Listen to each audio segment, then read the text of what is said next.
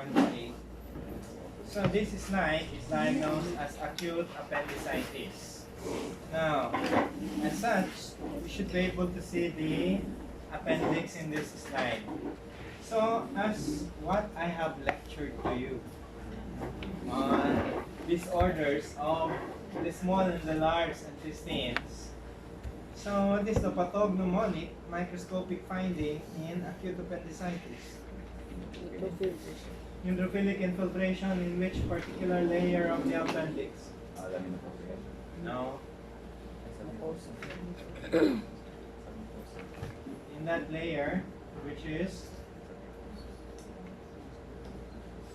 so you have the mucosa, submucosa. Next to the submucosa is muscularis externa. There should be neutrophils infiltrating the muscularis propria or muscularis externa.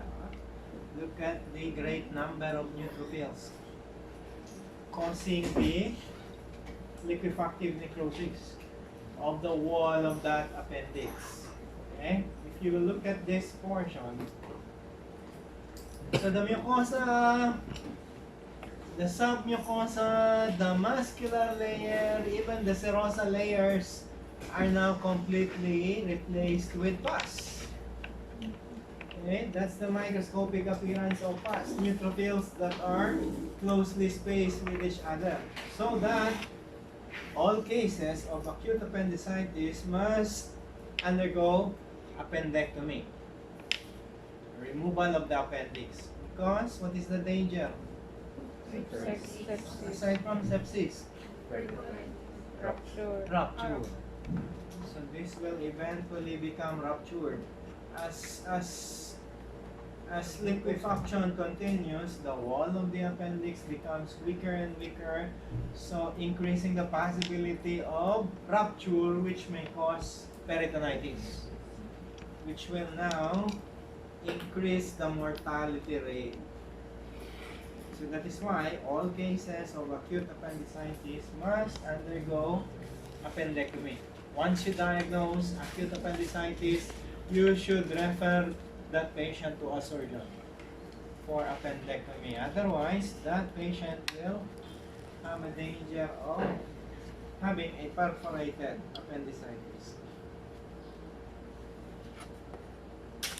Next slide, number 112.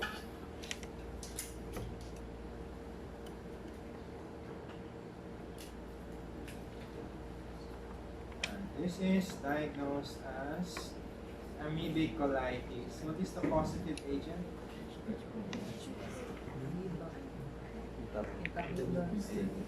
Entamoeba histolytica. Now, although not clearly shown,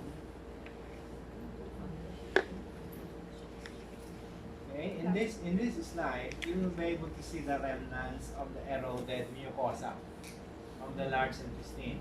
And then suddenly, in the area pointed, the mucosa, including the submucosa, disappears.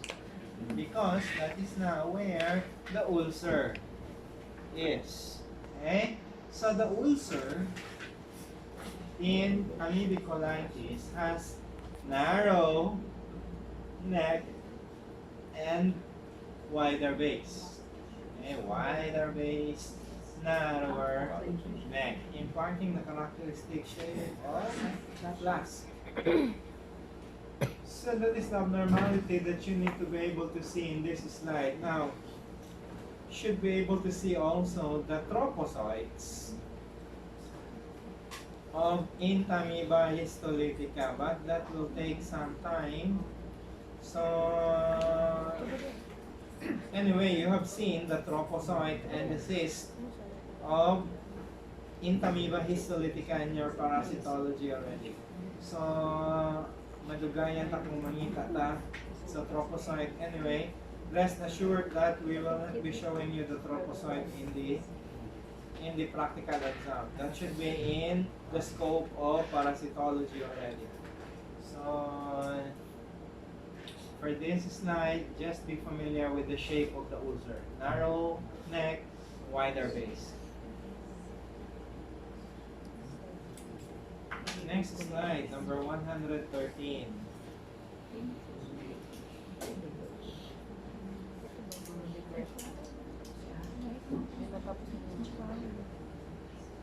I believe I have lectured this disease with you in the diseases of the small and the large intestine. Now, in this slide, you will be able to see necrotic segment of the large intestine. I'm sorry.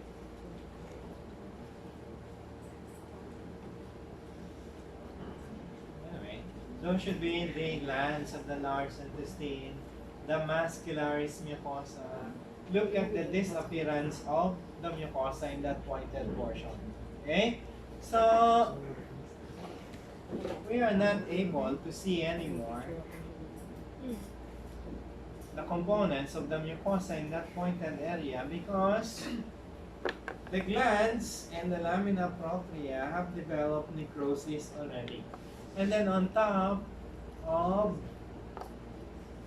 the necrotic mucosa is that pseudomembrane, which is composed of pus, necrotic debris, and fibrin materials. Okay? So, that's the microscopic characteristic of pseudomembranous colitis. The pseudomembrane will be composed of pus and necrotic debris and fibrin materials. You will be able to see the pseudomembrane on top of the necrotic mucosa. And then another characteristic feature of pseudomembranous colitis is that you will be able to see dilated glands. Glands are dilated, and then some portions of the epithelium lining the glands are necrotic.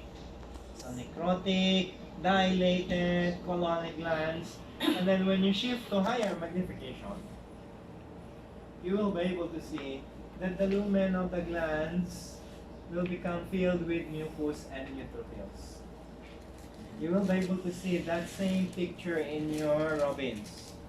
If you go back to the chapter of gastrointestinal tract disorder, you have a dilated gland with some epithelial cells that are necrotic already, and then the dilated lumen will contain mucus plus neutrophils. And then on top of the necrotic mucosa is the pseudomembrane already, which is, again, composed of necrotic debris, fibrin materials, and pus. So what is the virulence factor of Clostridium difficile?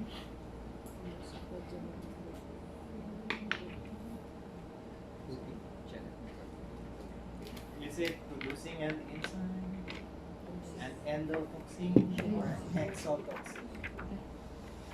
And then what is the mechanism of action of its exotoxin? Why will the cells in the epithelium eventually die? Because of that exotoxin. And then kindly review on the three major predisposing conditions. What are the three major predisposing conditions? Antibiotic use, what else? Immunocom. Old age, and then the third is prolonged hospitalization. Next slide, number 111.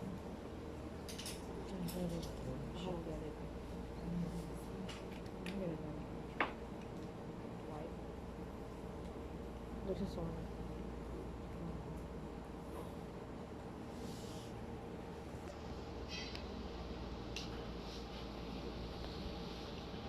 Okay, for you to appreciate better the abnormality present in this slide, we need to review the wall components of the large intestine. So you have the mucosa, starting from the surface to that portion of the mucosa which is composed of smooth muscle fibers, which should be called muscularis mucosa. Below the muscularis mucosa is what layer? Submucosa. And then external to the submucosa is muscularis externa layer. Now, so you the mucosa and the submucosa. Okay?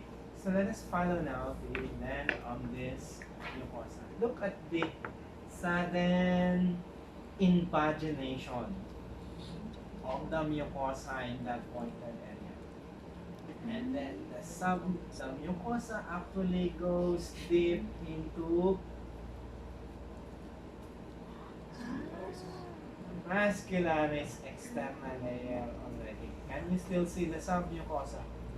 Separating the mucosa from the muscularis externa. No.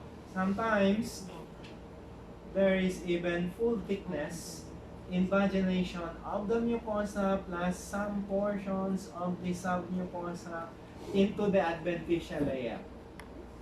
So that is the outpouching of the mucosa and the submucosa layers into the wall of the large intestine. How do you call that abnormality? Diverticulum. Once it becomes infected, diverticulitis. Okay, so you should be able to see the mucosa within the layer of the muscle or even sometimes to the adventitial layer to come up with a diagnosis of diverticulum. And because that diverticulum is infiltrated by mononuclear cells, okay, is indicative that that diverticulum has developed chronic inflammation. That's the label in your slide. Chronic diverticulitis. Can you still remember the complication of this condition? You will be encountering many cases of this disorder in your clerkship, in your surgical rotation. Should be able to predict the complication of this condition. So because the wall becomes markedly thickened, perforation. And then once it becomes perforated, on X-ray, on CT scan, the perforated diverticulitis will look like cancer. Like cancer. In fact, there is an anesthesiologist who was operated for a segment of the large intestine was removed because of suspicion of carcinoma. So fortunately, on biopsy, it was only a ruptured diverticulitis. So it mimics the radiologic appearance of adenocarcinoma, perforated diverticulitis. Next slide, number 105. In this slide, you will be seeing one type of inflammatory bowel disease. How many types? How many major types are there? Two. Crohn's and ulcerative colitis. So, although ulcerative colitis is called ulcerative, Crohn's disease, we will also be able to see ulcers, which are even deeper in involvement than ulcerative colitis. Sometimes we will be able to see the entire thickness of the bowel wall developing fissures in Crohn's disease. Because in Crohn's disease, the mucosa will develop inflammation. The submucosa will also display inflammation. The muscular layer in that slide is even also displaying inflammation. And then the serosal layer is also inflamed. How do you call that type of transmural type of inflammation? And then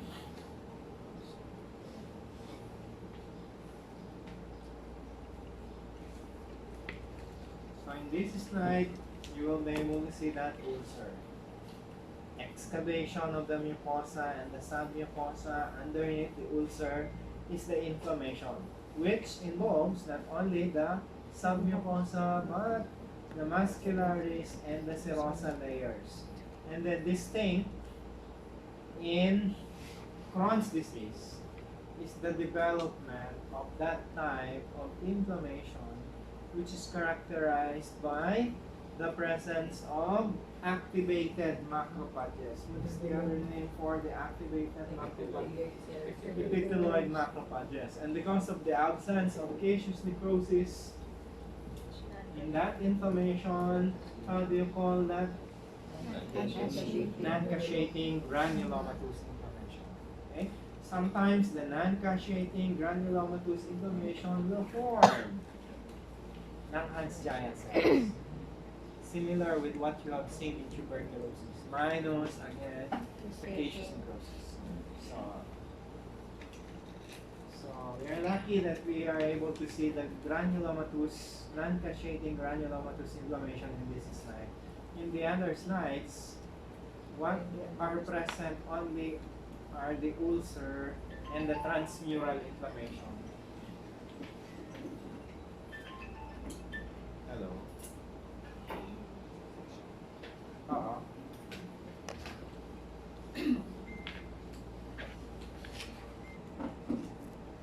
Now our next slide, 107,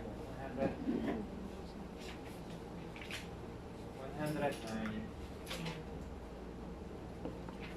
In this slide, you will be able to see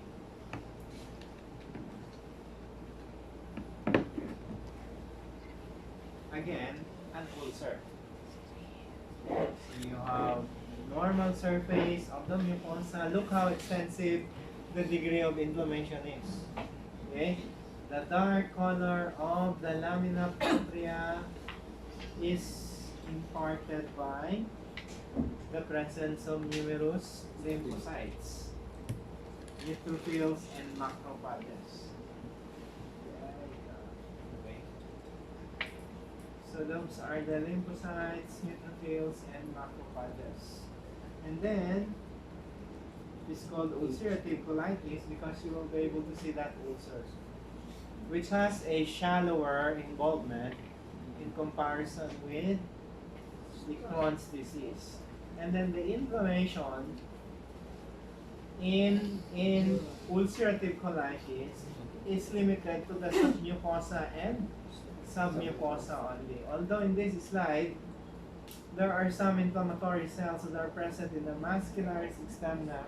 Technically, there should be no inflammation involving the mascularis externa and adventitia in ulcerative colitis. Because, as what we have learned in the lecture and in Robbins, inflammation that will develop in ulcerative colitis involves only the mucosa and submucosa layers. Next slide, number 106.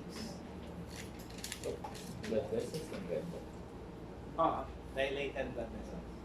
Vasodilatation.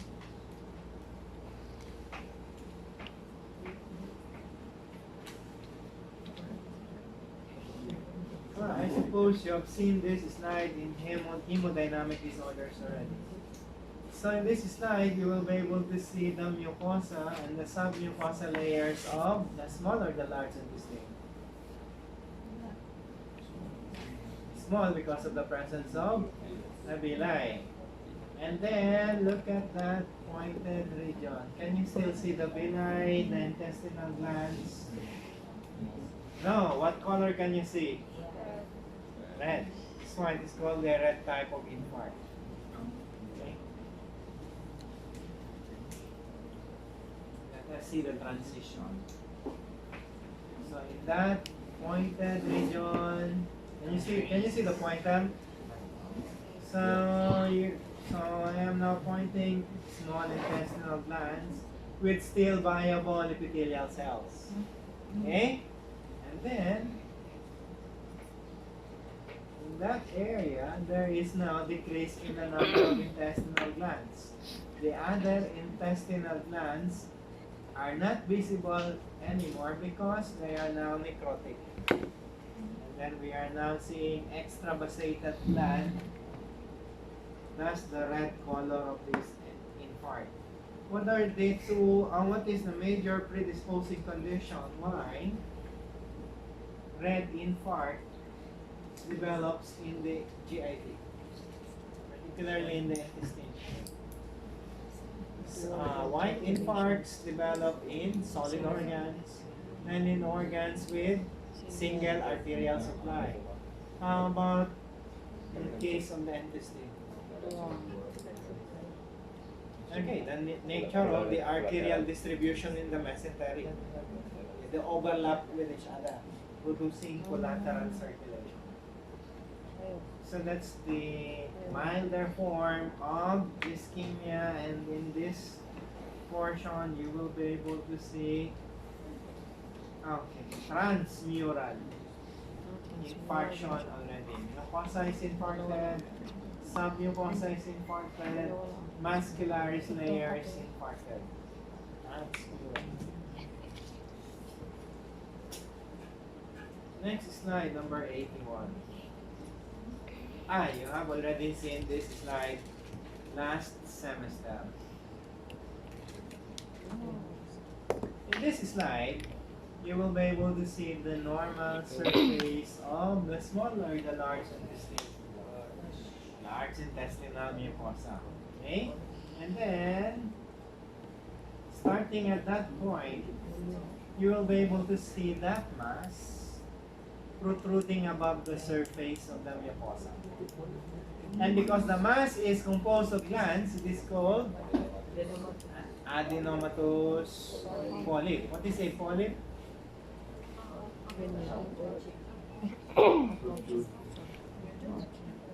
A mass that protrudes above the mucosal surface. Okay? A mass that protrudes above the mucosal surface. Now, I have lectured to you about polyps in the GIT also. Look at the color of the glands in the polyp. Darker than the normal glands of the large intestine. Let us begin reviewing the histology of the large intestinal glands. What is the epithelium of the large intestinal glands? Okay, at this point, pay attention to the size of the nuclei and the location of the nuclei. Small and parabasal. Now look at the nuclei of the epithelial cells lining the glands in the polyp. Are the nuclei small? No. What can you say about the intensity of the color of their chromatins? How about the location of the nuclei? Are they still aligned parabasally? No, there are nuclei retaining their parabasal location. There are nuclei at the middle of the cell. There are nuclei even at the apices of the cells. There is this organization of the epithelial cells. How do you call that change? Dysplasia. That is why an adenomatous polyp is associated with the risk for malignant degeneration into adenocarcinoma. We will be studying adenocarcinoma also here. So notice that the glands appear seemingly malignant already, as the nuclei are large and hyperchromatic.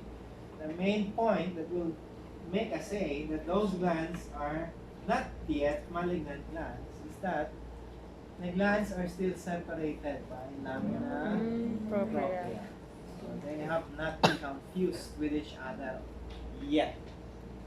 So when they become fused with each other, it is indicative that epithelial cells are already invasive. They will now be disrupting their basement membrane, infiltrating the lamina propria, and then when the glands become fused with each other, it is also indicative that epithelial cells are invasive already. One property of malignancy.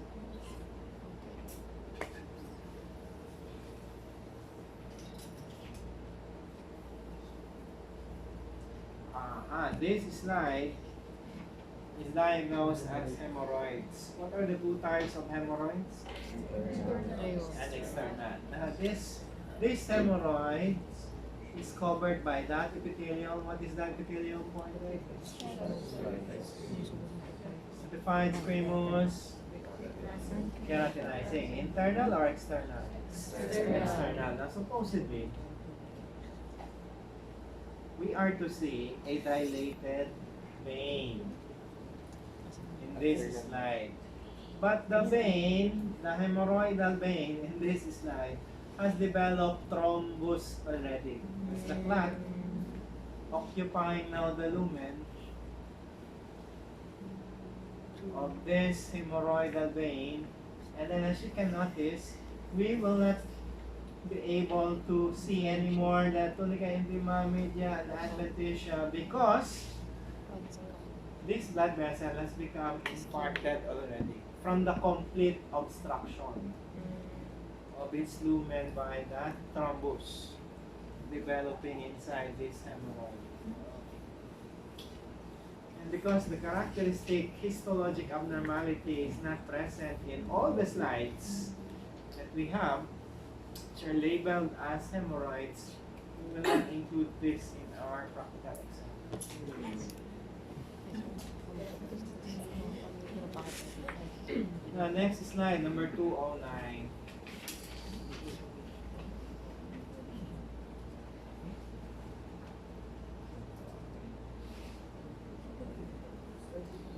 Small or large intestine? Small. Small because of the villi and the plica circularis. And then just like in the large intestine a while ago, in this slide we will be able to see that mass protruding above the surface of the mucosa. And then when you examine that mass, it will be composed of what structures? Glands. So that, how do you call that mass which is composed of glands and protruding above the surface of the mucosa? Polyps. Adenomatous polyp. And then when you shift to high power magnification, you will still be able to see what change in the epithelial cells? This It's like that. adenomatous polyp. My heart.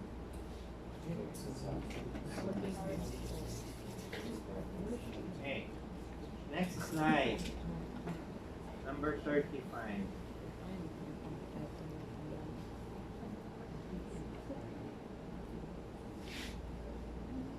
Okay. Small or large? Large. And you have seen adenocarcinoma of the stomach already. So anyway, this is very easy to identify as the large intestine because of the numerous number of goblet cells. Look how small the nuclei are and their characteristic parabasal location. Okay? Now, if you follow the mucosa of this large intestine, you will be able to see in that pointed region. Unfortunately, the stain is very faint already. Oh boy.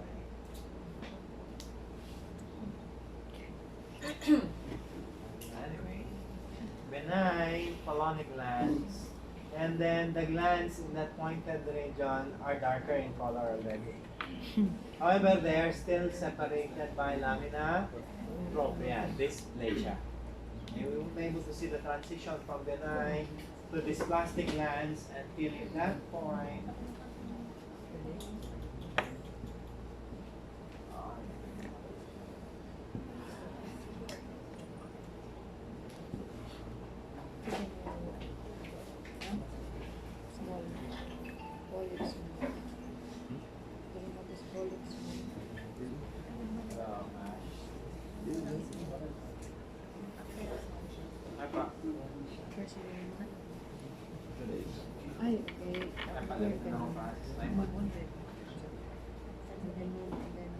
in that portion, the glands have become fused with each other already.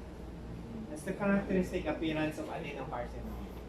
Fusion of irregularly shaped glands that are lined by epithelial cells showing large and hyperchromatic nuclei. And then more evidences of malignancy here. Fused glands, which are now seen in the submucosa layer. Mm. And then if you go deeper, nagawas na gani sila sa adventitial layer na. Look at the fats surrounding the wall of the large intestine. So, a very colic area that is supposed to be the muscles in the muscularis externa, infiltrated by the irregularly shaped and fused malignant glands. So what is the road for metastasis? The adenocarcinoma of the intestine? Lymphatic. So that is why the regional lymph nodes are the first organs to be metastasized. After the regional lymph nodes, what organ follows next to be metastasized? Not the lung. The liver. Why? Blood supply. Portal circulation. Now, majority of carcinomas will have hard consistency because of that characteristic fibrotic response of the connective tissue to the presence of the cancer cells. How do you call that fibrotic response in neoplasia? Desmoplasia. Our last slide, number 107. Let me look first for the characteristic pattern of arrangement of the tumor cells in this.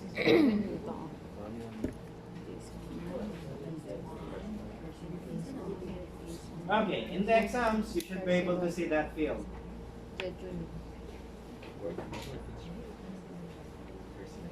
Where the tumor cells are arranged into nest pattern or Zell-Balen pattern. You have seen this pattern already in the tumors of the respiratory tract, where the tumor cells display uniform round nuclei, and we will not be able to see plasma membrane for individual cells because their cytoplasm appears to be fused with each other. So in what neoplasm of the GIT and respiratory tract will you be able to see that pattern of arrangement? Where patients may present with paraneoplastic syndrome because those cells may produce neurotransmitters or hormones. Carcinoid tumor. Okay, just memorize that characteristic nest-like Zell-Balen pattern of arrangement Zell-Balen. of tumor cells with round, uniform nuclei and fused pink cytoplasm. Characteristic microscopic description for carcinoid tumor. So, would you like to have a practical quiz on these slides next meeting? Yes. See you next meeting. See you next week. And hopefully